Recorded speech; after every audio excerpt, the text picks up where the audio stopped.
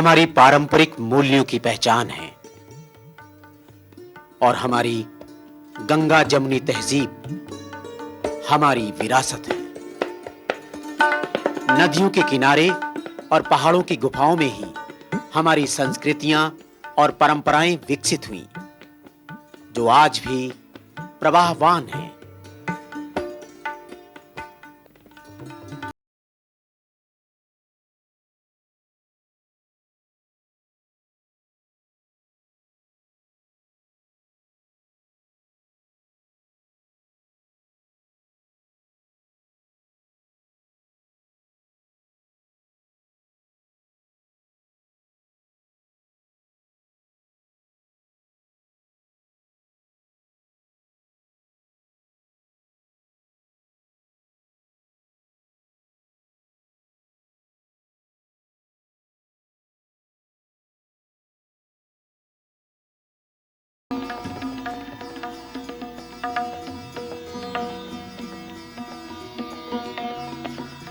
शहर की कोलाहल से 20 किलोमीटर दूर पश्चिम में घोरपुर के पास है सुजावन देव।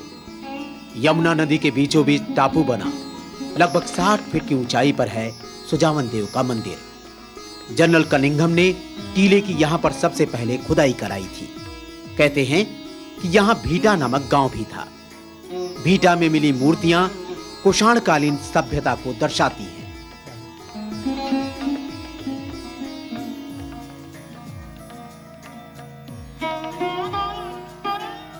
कुषाणकालीन राजा की एक मूर्ति यहां आज भी रखी है, जो उस काल की पहचान को बताती है।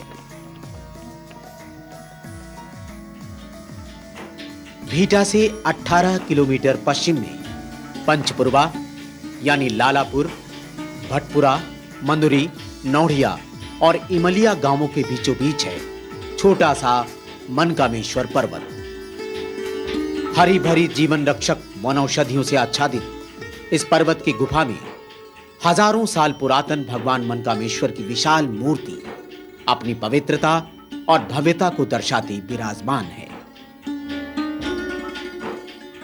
ये मूर्ति बहुत ऐतिहासिक मूर्ति है। इनका विवरण शिवपुराण में दिया गया है कि यमुना के तट पर स्थित केदारनाथ से निकली हुई उपलिंग भूतेश मनकामेश्वर, जो लोग यदि जिस श्रद्धा भाव से आएंगे उनकी मनोकामनाएं पूरी होती है और अवश्य पूरी होगी। ये प्राकृतिक एवं ऐतिहासिक प्रसिद्ध स्थान है। अमिलिया, नौढ़िया, सिमरी, लालापुर, भटपुरा, पड़ुआ, प्रतापपुर आदि गांव है। उत्तर में यमुना जी बह रही हैं। मनकामेश्वर के दक्षिण में पर्वत, चारों तरफ पर्वत है। इधर एक नहर बह रही है, छोटी सी नहर बह रही है और पूर्व साइड में इधर रोड जा रही इलाहाबाद के लिए। चट्टानों में इतिहास के अनगिनत पन्ने छिपे जान पड़ते हैं। इस पर्वत की गुफा में हजारों साल पुरानी शिवलिंग मूर्ति है। पुरातत्ववेत्ता डॉक्टर अयोध्या प्रसाद पांडे इसकी प्राचीनता और भव्यता को व्यक्त करते हुए इस मूर्ति को लोहे का आविष्कार होने के समय से जोड़ते हैं। ये शिव जी की जो मूर्ति रखी हुई है वो बहुत प्राचीन स्थान है और वो प्री हिस्टोरिक है।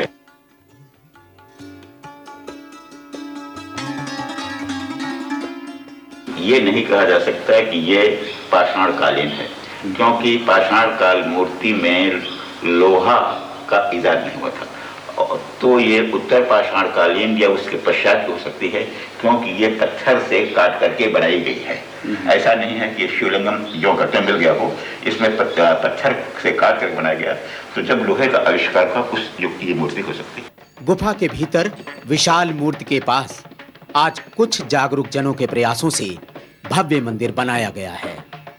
गुफा के भीतर का ही स्थान आज बहुत बड़ा आकार ग्रहण कर चुका है।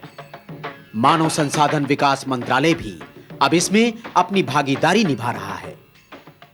इस चट्टान की चारों तरफ घेर की दीवार बना दी गई थी और अंदर घुसने के लिए सिर झुकाकर जाना पड़ता था, तब भगवान शिव का दर्शन मिलता था।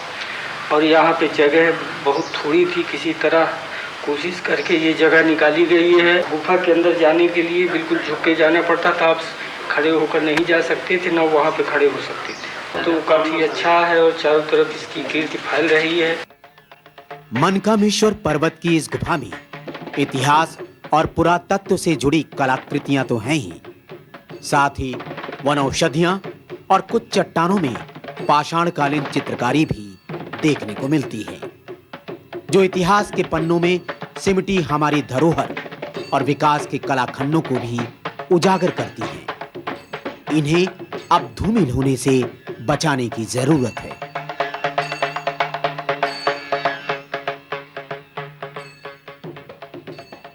जो मूर्तियां बनी हुई हैं ये सब प्री हिस्टोरिक एज की हैं, यानी पाषाणकालीन है और अर्ली पाषाणकालीन है, जबकि लोग शेल्टर बनाकर यहाँ रहते थे और अपने लेजर टाइम में जब उनको अवकाश मिलता था उस समय मनोरंजन के लिए चित्र बनाते थे। इस चित्र में किरण के भी चित्र हैं, मानव के भी चित्र हैं, और लेकिन ये सब चित्र क्रूड फॉर्म में हैं।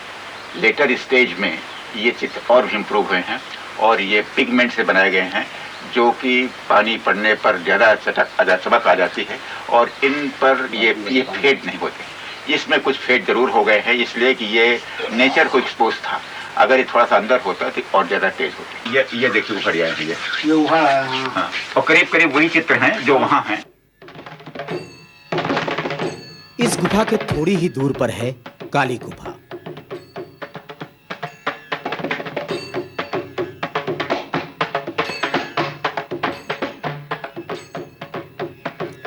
काली गुफा में प्रवेश कर पाना मुश्किल है, किंतु यहां मुहाने की चट्टानों पर पाषाणकालीन चित्रकारी की भव्यता देखते ही बनती है।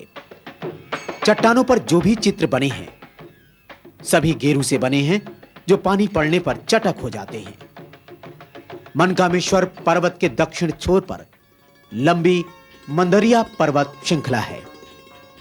यहां मंदुरी गांव के करीब एक दूसरा विशाल शिव मंदिर है, जिसके भग्नावशेष अपने जीर्णोद्धार कराने की जरूरत बताते हैं। इसके उत्तर दिशा में पवित्र सिद्धपीठ मसूरिया देवी का मंदिर है, जहां आज भी विश्वास और आस्था की परंपराएं अपनी संस्कृति की विविधता को संजोए हुए हैं।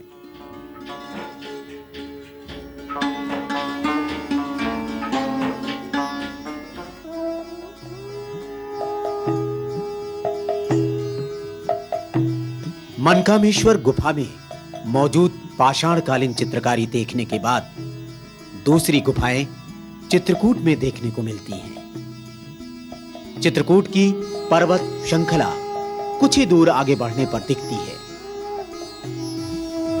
चित्रकूट की पवित्रता की अपनी ही पहचान है। गांव की हरी भरी वादियां और इनके बीच कठिन साध्य मेहनत मजदूरी करती जिंदगी यहां पहले देखने को मिलती है। फिर मंदाकिनी नदी के तट की पहाड़ियों की गुफाओं की संस्कृति और पवित्रता एकदम भिन्न रूप में दिखती है।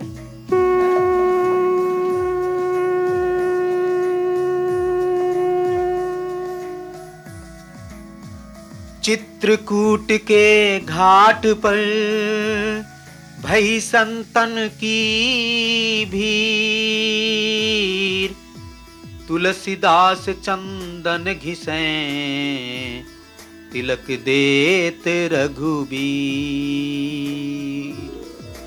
जब मर्यादा पुरुषोत्तम भगवान श्री राम चित्रकूट आए तो यहाँ रावण द्वारा भेजा गया मयंक नामक राक्षस, जो कि खटखटा चोर के नाम से भी जाना जाता था, वो यहाँ आया। माता अनसुईया जी ने सीता जी को जो वस्त्र और दिव्याभूषण दिया था उसे लेकर ये मयंक राक्षस जब भागा तो लक्ष्मण की नजर उस पर पड़ी और सप्तविधि बाण से मारकर उसे यहां उल्टा टांग दिया, पैर ऊपर और सिर नीचे। गौर करें तो यहां जो चट्टान है उसमें मंदिर का पत्थर सफेद है, जबकि शेष भाग काला है, और यही काला भाग मयंक राक्षस का अंश है। कहते हैं लक्ष्मण जी ने सीता माता को जब उसे देखने के लिए बुलाया तो सीता जी ने वहां पहुंचते ही उसे शाप दे दिया कि दुष्ट, तूने छल किया है, चोरी की है, तू पाषाण हो जा। जो भी पापी कलयुग में यहां आएगा उसके पापों का ही तू भक्षण करेगा। इस गुफा में देव निर्मित कलाकृतियां देखते ही बनती हैं, जिनका सौंदर्य अन्यत्र कहीं भी देखने को नहीं मिलता। स्वर्ण कुट्टम रजताभ कुट्टम मणित कुट्टम मणिरत्न कुट्टम अनेक कुट्टम बहुवर्ण कुट्टम श्री चित्रकुट्टम शरणम प्रपद्ये। वास्तव में भगवान के आगमन के पहले ही देवताओं ने भावनात्मक रूप से इसका निर्माण कर दिया था। ये देव निर्मित है, ये प्राचीन है और ये प्राकृतिक है। इसमें किसी ने भी हाथ की कारीगरी नहीं बनाई है। गुप्त गोदावरी नदी का उद्गम स्थान यहीं पर है। श्री सीता कुंड, जहां माता स्नान करती थी, वो जलकुंड भी यही है। राम कथा सुंदर करतारी संशय बिहग उड़ावन हारी। ये नदी नासिक से चलकर गुप्त रूप से यहां प्रकट होती है और यहीं गुप्त हो जाती है। ये नदी ही समुद्र पुत्री कुंवारी कन्या गुप्त गोदावरी है। मान्यता है कि भगवान श्री राम और सीता जी के दर्शन के लिए गोदावरी ने पिता से इच्छा जताई। पिता ने आज्ञा नहीं दी। पिता की आज्ञा का उल्लंघन करके उसने भगवान का यहां पर आकर चरण धोया और भगवान से प्रार्थना की कि मेरा भेद खुलने न पाए, इसलिए हे प्रभु मुझे गुप्त कर दे। बस गोदावरी यहीं गुप्त हो गई।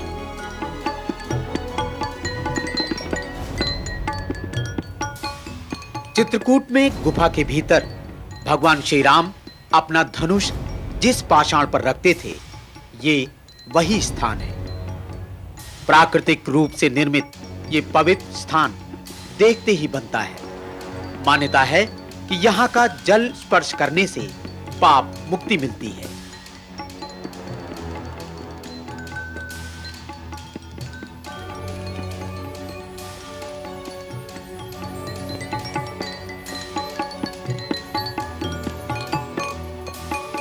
इस गुफा में असंख्य चमगादड़ भी हैं। आखिर इसका रहस्य क्या है? कहते हैं कि किसी की निंदा नहीं करना चाहिए। जो सबकी निंदा करता है वो चमगादड़ बनता है। ये चमगादड़ अंधेरे में ही इस पर्वत कंदरा में निवास करते हैं। गोस्वामी तुलसीदास ने लिखा भी है, पराई निंदा जे जन करही ते चमगादड़ होय अवतरही।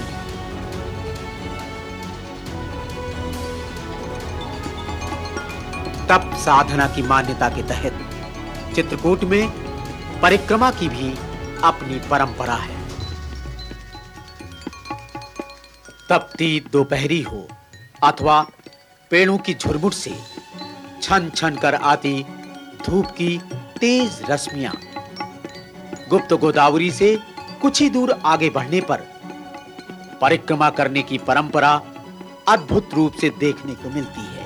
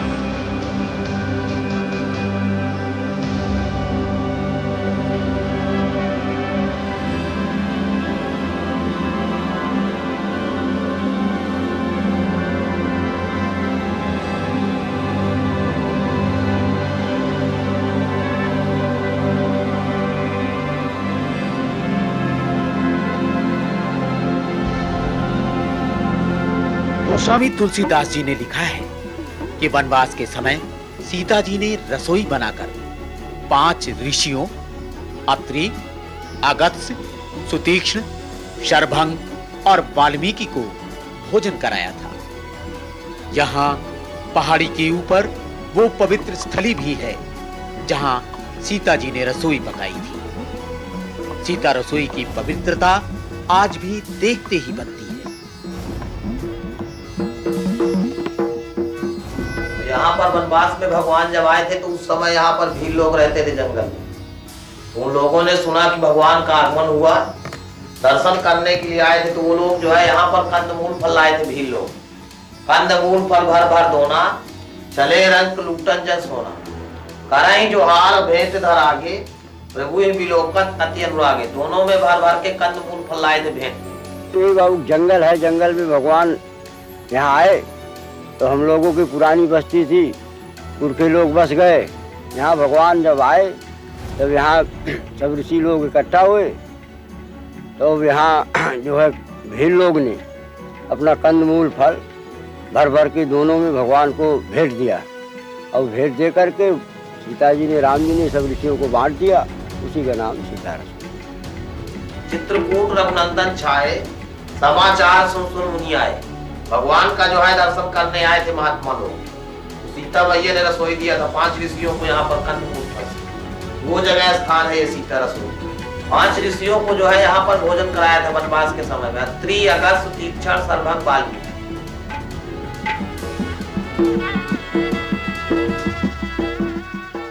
काव्य के बखान में न पाया है गुमान, कहीं तुलसी में अभिमान गया ना निहारा है। काव्य में भरा है भक्ति भावना को, कूट कूट साहस पराक्रम को गया ना निखारा है। तेज बंत तेज पुंज तेज के निधान तुल्य, किंतु तेज पुंजता को गया ना उभारा है। ताप न प्रताप कहीं देखा ना प्रभाव, कहीं मानस को दीनता के भाव से पखारा है। मंजुल काव्य सुधा सरसादे, भावना ये भर दे उर्मे, सर्वस्व स्वदेश के हेतु लुटा दे। श्री राम के आदर्श चरित्र पर आधारित रामचरितमानस जन जन में सर्वाधिक लोकप्रिय कृति है। रास रंजन के साथ दूर दूर तक फैली पर्वतमाला और हरा भरा वातावरण समूचे परिदृश्य को बदल देता है।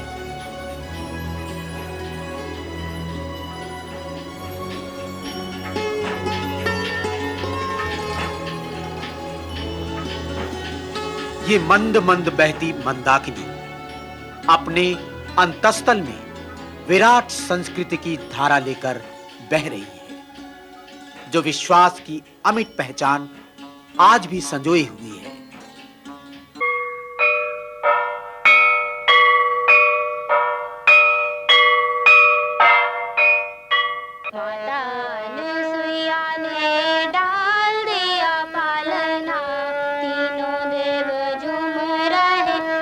माता सती अनसुईया का आश्रम भी यही मंदाकिनी तट पर है। मान्यता है कि माता अनसुईया के सतीत्व की परीक्षा लेने ब्रह्मा, विष्णु और महेश तीनों यहाँ आए और शर्त के साथ भोजन की इच्छा प्रकट की। माता अनसुईया ने तीनों देवों को तपबल से बालक बना दिया और प्रेम से उन्हें भोजन करवाकर पालने में सुला दिया।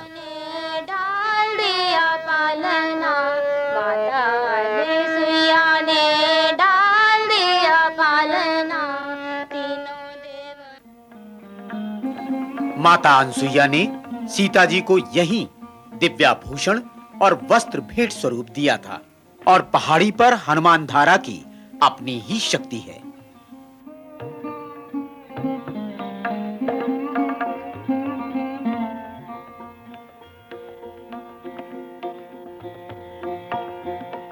मंदाकिनी की बहती जलधारा और तट पर स्फटिक शिला पर भगवान श्री राम और सीता जी के चरण चिन्हों की पवित्रता भी है। तुलसीदास जी ने लिखे हैं रामचरितमानस में अरण्य कांड में कि एक बारिचुन कुसुम सुहाए, निज कर भूषण राम बनाए, सीते ही पहराए प्रभु सादर, बैठे फटक शिला पर सुंदर। कहने का तात्पर्य है कि यहाँ पर पुरुषोत्तम भगवान श्री रामचंद्र जी ने महारानी सीता जी का श्रृंगार किए थे फूलों का जेवर बना करके अपने हाथों से स्वयं। तभी इंद्र का लड़का जयंत कौवे का रूप बना करके भगवान के बल की परीक्षा लेने के लिए महारानी सीता जी के चरण में चोंच मारा था। जैसे वो चोंच मार के चलता है, भगवान राम एक सीख का बाण संधान करते हैं तो तीनों लोक में घूमता है। ब्रह्म धाम से पुरुष सब लोका, फिरा श्रमित व्याकुल भय शोका, काहुन बैठन कहा न ओही, और राखी को सकै राम कर द्रोही। जब राम के द्रोही को तीनों लोक में कोई रक्षा नहीं किया, तब दोबारा आकर के यहीं पर शरणागत हुआ है, माफी मांगा है, बोला है कि भगवान मैं आपकी शरण में आया हूं, इसलिए मेरे जान की रक्षा कीजिए। भगवान बोले ठीक है, शरण में आ गए हो तो जान की रक्षा हो जाएगी, लेकिन जो ये बाण चल चुका है ये खाली नहीं जाएगा। इतना सुनते ही जयंत घबरा जाता है और बोलता है प्रभु मेरे हाथ पैर तो कोई अपराध नहीं किया, कसूर किया है तो सिर्फ नेत्र। क्यों? अगर आंख न होती न मैं देखता, न ऐसा कर्म करता, तो सुनि कृपालवती यारत बानी, और एक नयन कर तजा भवानी। एक आंख निकाल करके उसको शरणागत करते हैं। और आज भी जितने कौवा होते हैं संसार में, केवल एक ही आंख के होते हैं। ये भगवान श्री रामचंद्र जी यहाँ पर बैठे थे और यहाँ माँ जानकी जी बैठी थी, और ये भगवान रामचंद्र जी का वीर आसन है। ये भगवान रामचंद्र जी का बायां चरण है, ये दाहिने पैर का घुटना है, और ये दाहिने पैर का अंगूठा है। यानी ये वीर आसन का निशान है कि जब भगवान रामचंद्र जी ने जयंत को सीख का बाण मारे थे वीर आसन से। ये सीता जी का चरण है, और पीछे जयंत की आंख है, और लास्ट में कौवे का पंजा पंख है। राम को ये सीमित नहीं किया सकता। राम मानव मात्र का है, राम चराचर का है, राम प्राणी मात्र का है, राम सबका है। राम ने कभी अवतार लिया हो या न लिया हो, इसका कोई महत्व नहीं है, लेकिन राम जनजीवन में व्याप्त हैं, स्पंदित हैं जन जन में। इसलिए राम को आधार बना करके जनजीवन में बहुत बड़ा जबरदस्त परिवर्तन लाया जा सकता है। दशरथ स्वत की स्वरम्य रमणीय भोग, दशरथ स्वत की स्वरम्य रमणीय भोग, पावन धरा को आज मेरा भी प्रणाम है। पावनी पतित भूमि मुनि अत्र जी की है ये, सती अनुसुईया को मेरा भी प्रणाम है। हनुमत तुलसी थे प्यारे रघुनंदन के, कोट कोट आज उन्हें मेरा भी प्रणाम है। जब अनेक भाषाओं के होते हुए, अनेक धर्मों के होते हुए, अनेक जातियों के होते हुए, अनेक विश्वासों के होते हुए, धर्म में जो विभिन्नताएं हैं उन सब को सम्मिलित एक रूप में देखा जाता है समाज के, तब उस स्थिति का नाम होता है संस्कृति। जहाँ तक संस्कृति का सवाल है तो वहाँ मेरी संस्कृति हमेशा भारतीय है और भारतीय रहेगी। इसके प्रति हमें जीना है और इसी धरती पर इसी संस्कृति की रक्षा के लिए हमें मरना है। और श्री रामचंद्र जी महाराज इस संस्कृति की थाती हैं, अतः उनसे प्रेम करना मेरा कर्तव्य। राम और कृष्ण हिंदुस्तान में ही नहीं, हिंदुस्तान में तो आप देखते हैं हमारे राम उत्तर से दक्षिण की ओर देखकर खड़े हुए हैं, उत्तर और दक्षिण को मिलाते हैं, उत्तर और दक्षिण का सेतु बंधन करते हैं, ये हम राम को देखते हैं। और उधर पूरब से और पश्चिम की ओर देखते हैं, कृष्ण देखते हुए खड़े हुए हैं। तो ये युग नायक, ये युग पुरुष हिंदुस्तान को अनादिकाल से एक सूत्र में बांधते हुए चले आ रहे हैं। राम राम राम राम तुम जपते रहो, एक दिन राममय तुम हो जाओगे। ये मन से जब तेरो ओ मेरो मिटे, ओ दिखे सब में प्रभु रूप सलोनो। सुचि कर्म करे जग के ही तुम्हें ते ही के बन जातो है लोक तो दोनों। चित्रकूट भारतीय संस्कृति और विश्वास की थाती है।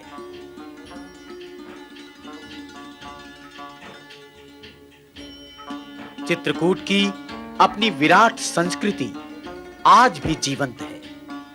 यहाँ की गुफाओं में विद्यमान कलात्मक सांस्कृतिक धरोहर और पवित्रता आने वाली पीढ़ी को भी यहाँ की भव्यता के दर्शन हमेशा कराती रहेगी।